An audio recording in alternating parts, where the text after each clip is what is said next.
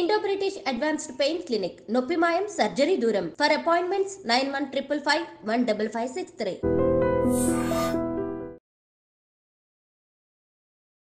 రెండోసారి అరెస్ట్ అయ్యి బయటకు వచ్చిన తర్వాత మీకు మీ జీవన విధానం ఎలాగెళ్ళింది? పార్టీ వైపు వెళ్దాం అనుకున్నారా, లేదు ప్రసాదంగా అక్కతో బాబు మీ ఫ్యామిలీ ఏదో ఉండాలి? సెకండ్ పోయినప్పుడు ఇక రాను అనేటువంటి కాన్సెప్ట్ తోటే వెళ్ళినా నేను. వాస్తవంగా ఆ బడికి ఇక మనం ఫస్ట్ వచ్చి తప్పు చేసినాం అనేటువంటిది ఒకటి. పోయిన తర్వాత కూడా పార్టీ అంతే రిసీవ్ చేసుకోవడం రెండవది. మనం వచ్చిన తర్వాత కుల వృత్తిని నమ్ముకొని నేను పని చేసుకోవడం జరిగింది. ఓకే, మాది వడ్డెర క్యాస్ట్. అవును, బండ కొట్టుకుంటా బతికినాను.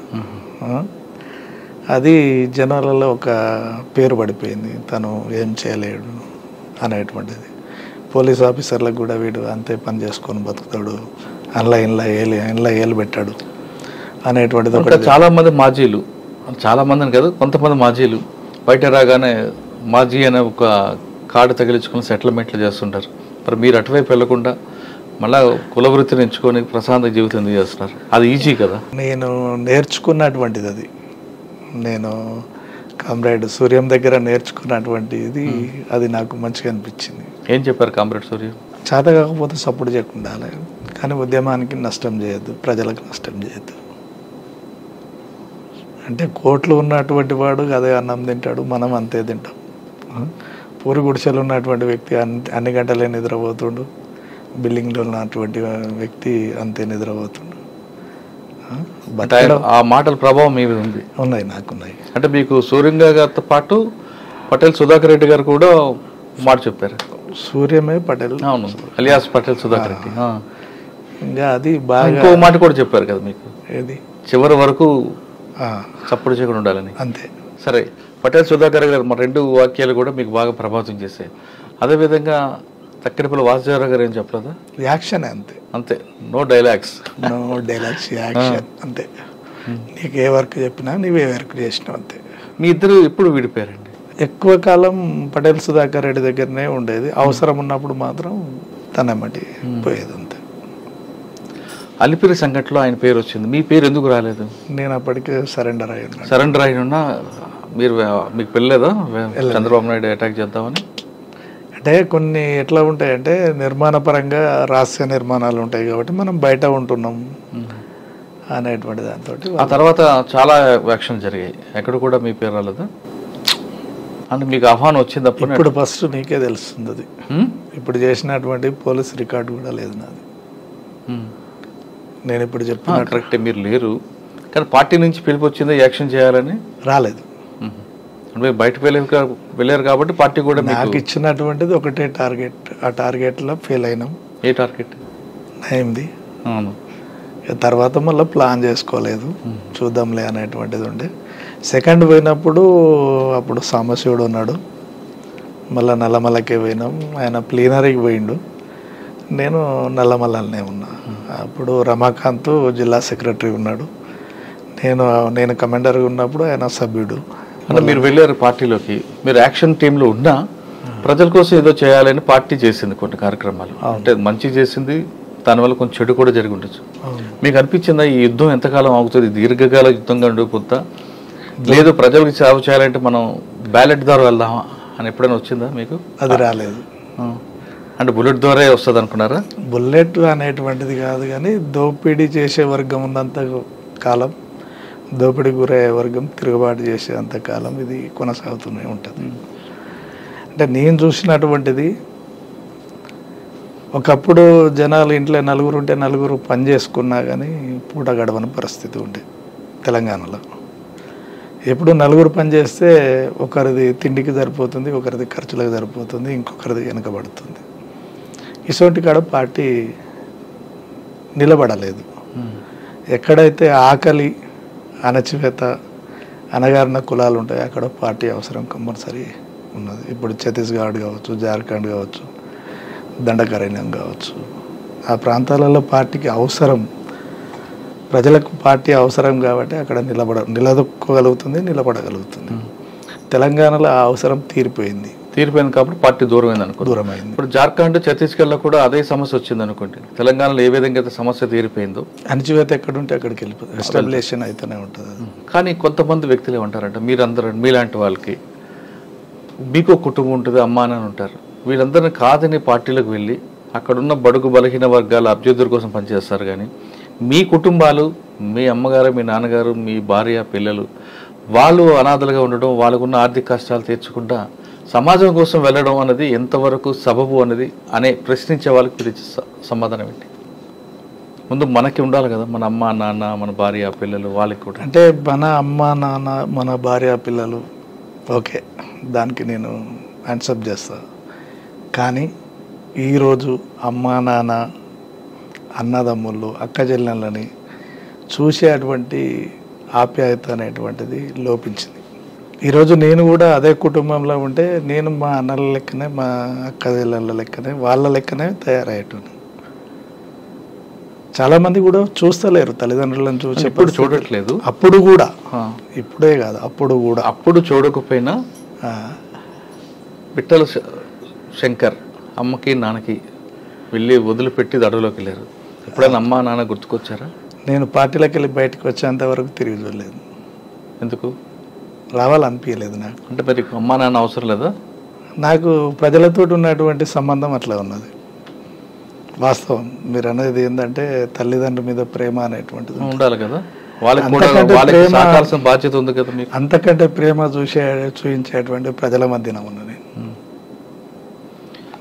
నేను అందరూ తప్పడట్లేదు, ప్రజలకు అమ్మా నాన్న కన్నా ఆ ప్రజలే మనకు ఎక్కువ ఆదరిస్తున్నారు కాబట్టి వాళ్ళ కోసం మీరు ముందుకు వెళ్ళారు, నేను కాదనట్లేదు, నేను అందుకు 100% ఒప్పుకుంటా. కానీ మన అమ్మా నాన్నకి, మనకి జన్మనిచ్చిన అమ్మా నాన్నకి ఎవరు చూడాలి? దీనికి ఒకటి ఏంటంటే రక్త సంబంధం కన్నా వర్గ సంబంధం మిన్న 100% ఒప్పుకుంటా. కానీ మన అమ్మా నాన్న అనాథలుగా ఉండాల్సిందేనా అన్న ప్రశ్న లేరు కదా, వాళ్ళకి ఎవరు చూడాలి? ఇప్పుడు నీకు ఒక చిన్న ఉదాహరణ చెప్తా నేను. మా దగ్గర పొద్దుటూరు అనేటువంటి విలేజ్ ఉంటుంది. వెంకన్న అని ఉంటాడు, చంద్రయ్య ఆయన పేరు. చనిపోయాడు, ఎన్కౌంటర్లో చనిపోయాడు. తను వాళ్ళ కుటుంబంలో 3 అక్కజనులలో ఏమో ఉంటారు. 2 ఒక తమ్ముడు ఉంటాడు, తమ్ముడు ఎడ్డి ఆయనే. అమ్మ ఉండేది, నాన్న ఉండేది, ఒక చెల్లె ఎడ్డామని, ఒక అక్క పెళ్ళి అయింది. తను ఆర్ఎంపీగా చేస్తుండేవాడు భువనగిరిలోనో ఏమో. కుటుంబాన్ని పోషించడం కోసమే ఆయన ఉండేది. వాళ్ళ వృత్తిపరంగా సాకలోళ్ళు వాళ్ళు. వాళ్ళ అమ్మ ఇండ్లు తిరిగి అడుక్కొచ్చినటువంటి అన్నాన్ని మిగిలితే దళానికి పెట్టేది. దళానికి పెట్టినందుకు కొట్టిరారు. ఈయనని పోలీస్ స్టేషన్లో పెట్టి కొట్టాడు. కొడితే తను ఏం చేయలేని పరిస్థితిలో దళంలోకి వెళ్ళిపోయింది. అప్పుడు పార్టీ కూడా ఆలోచించింది, నువ్వు ఒక్కనివే ఉన్నావు కదా, మళ్ళీ వస్తే ఎట్లా ఏంటంటే, నాకంటే అనేక మంది ఉన్నారు, అసలు పిల్లలు లేనటువంటి వాళ్ళు ఎంతోమంది ఉన్నారు, మనం ఉండి కూడా ఉద్ధరించేది ఏముంది ఇక్కడ అనేటువంటి కాన్సెప్ట్ తోటి ఆయన బయటకు పార్టీలోకి వచ్చిండు. చివరి వరకు కూడా పార్టీలోనే చనిపోయాడు. తన తల్లి చనిపోయినా, ఎవరు చనిపోయినా కానీ ప్రజలే దానం చేశారు అక్కడ.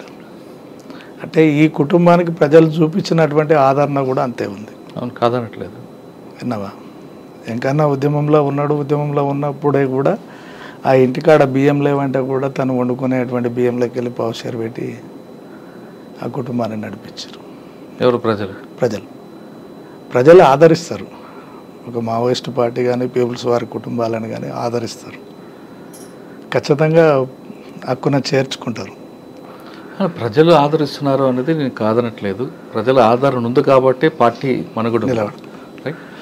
కానీ ప్రజల ఆదరణ మీద అమ్మానాన్ని విడిచిపెట్టి మనం వర్గం దీంట్లో వెళ్ళడం అనేది ఎంతవరకు సబబు అంటారు? సబబే. మీకు సబబే అంటారా? ఓకే, రైట్, దాంట్లో ఏం లేదు. అంటే మనకు జన్మనిచ్చిన అమ్మని నాన్నని ప్రజల మీద విడిచిపెట్టి మనం ప్రజల కోసం అడుగుబాటు పడతాం. సరే, ఆ విధంగా వెళ్ళారు. మీరు అనుకున్న లక్ష్యం సాధించారా? సాధించినామంటే కొన్ని మార్పులు అయితే చెందినాయి, కానీ నాకు తృప్తి అయితే ఉందంటారు. ఉన్నది. రైట్. అంటే మేము పనిచేసినటువంటి ఏరియాలో నల్లమల్ల రివర్ మీద అనేక మంది పొట్ట చేత పట్టుకొని వచ్చినటువంటి వాళ్ళు ఉంటారు. చేపలు పట్టుకొని బతుకుతుంటారు. చేపల మార్కెట్ ఇలా 10 ఎంత 200 300 ఉంటే వాళ్ళకి 10 రూపాయల కేజీ 20 రూపాయల కేజీ ఇచ్చి నిలువు దోపిడీ చేస్తుండేవాళ్ళు షావుకారులు. గురుస్వామి అనేటువంటిది మీరు పేరు వినే ఉంటారు, పెంట్లవెల్లిలో పెద్ద కంపెనీ ఉంది, కర్ణాటక అతను ఆయన. అట్లాంటి వాళ్ళు చాలామంది ఉన్నారు. వాళ్ళందరినీ కూడా పిలిచి చేపల రేట్లు పెంచినాం. సరుకులు ఇక్కడి నుంచి పోయి ఒక రోజంతా పోయి సరుకులు మోసుకొచ్చుకునేటువంటి పరిస్థితి ఉండే. నీకు చేపలు వేస్తారు కాబట్టి నువ్వు ఖచ్చితంగా సరుకులు వాళ్ళు ఏ తెమ్మంటే అవి తెచ్చియాలనేటువంటిది పెట్టినాం. సావుకారులు వలలు కానీ డబ్బులు కానీ ఇచ్చి ఎమ్మటెమ్మటే కట్ చేసుకునేవాళ్ళు. అట్లా కాకుండా వారానికి ఇంత కట్ చేసుకోవాలనేటువంటిది.